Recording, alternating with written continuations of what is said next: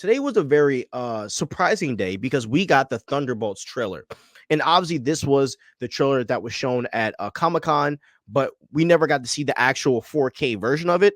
And that version got released today. So I'm going to just give a quick summary of what the trailer was. And then, Jerry, I want to hear your thoughts on it. All right. So the trailer starts with Yelena knocking on Red Guardian's door. Now, she calls Red Guardian her dad because, he took care of her when they were kids. So, they have a super deep relationship. And the good thing is that it looks like he has lost weight and that he is back in shape, because one of the things that really annoyed me, I was like, I do not want to see another fat Red Guardian, bro. Like, he looked Yeah. terrible in that small behind costume. So I'm happy that, he looks back in shape.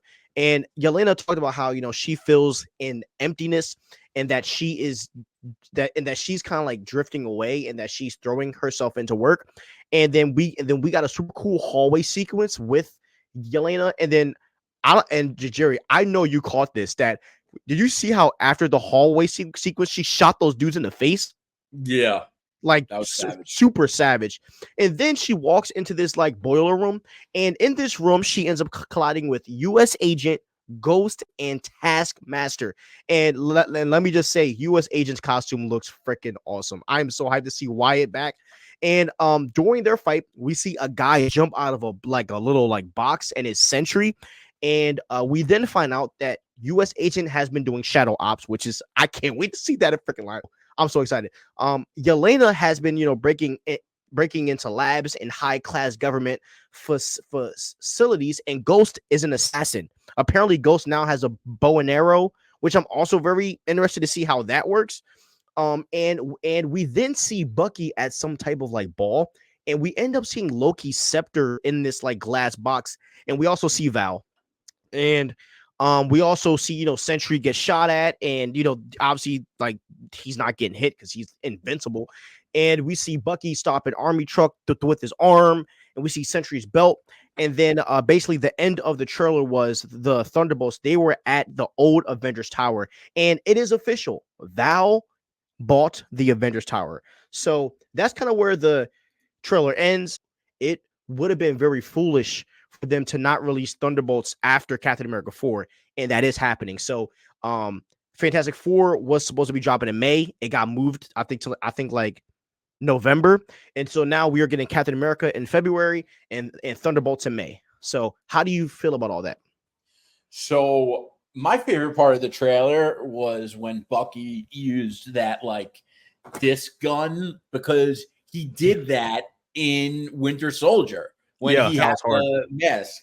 Yeah, that was hard. Anyway, I like the trailer. I think it looks good. There's a couple cause and effect things that I didn't like, that have nothing to do with the trailer itself, and I'm going to get into that. But the trailer looks good. Like, this looks like a thriller. It doesn't really look like a comedy. And one of the things I'm going to get into is, like, a lot of people are saying, I'm just going to call it out now, oh, this is, like the new Guardians of the Galaxy or Marvel version of Suicide Squad.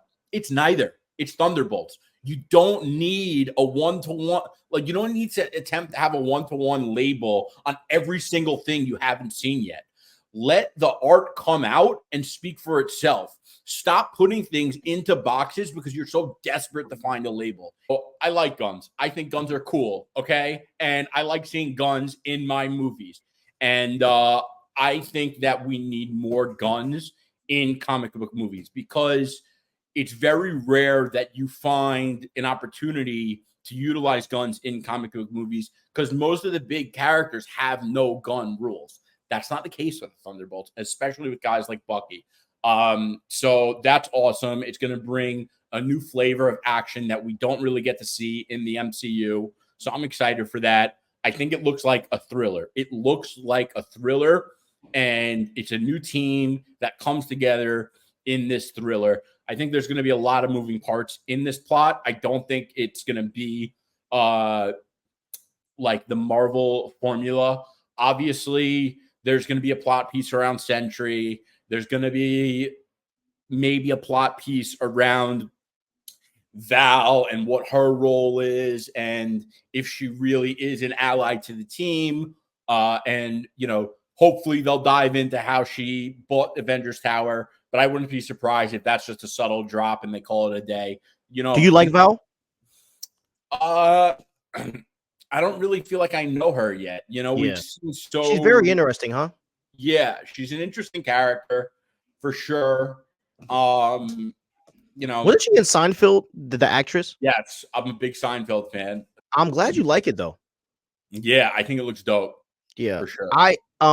yeah. So I am pretty excited. I am pretty hyped about this trailer. So I think that the Thunderbolts trailer is dope, and I'm happy that, as I said, that they moved it up to come out before Brave New World. I just think that that's smart. Getting two non-multiverse films, I think it is going to be a breath of fresh air for fans, and and they're also using characters that we know and love. Because the main thing that you and I talked about, was that we didn't like how so many characters were left in these open-ended stories, right?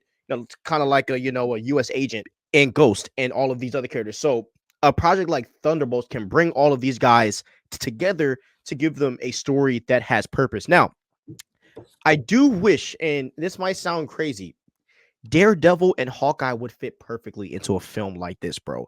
Like man, I wish that we could have seen them like pop up or something, bro. It's just like when I was just watching this, I was like, yo, Daredevil would kill in this film. But I am very excited to see this film. And the funny thing is, bro, I don't know who the main villain is at all. I mean, I don't know who it is. And you and I both know because we've seen films long enough. Sentry is definitely not the main bad guy in this film.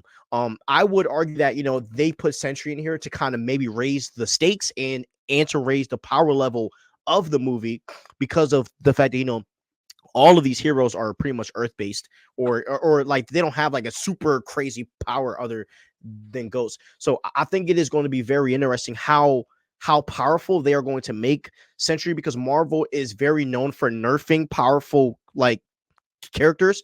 So I do wonder how that is going to work. But I don't think Sentry is the main bad guy. There is definitely another force that is at work behind this.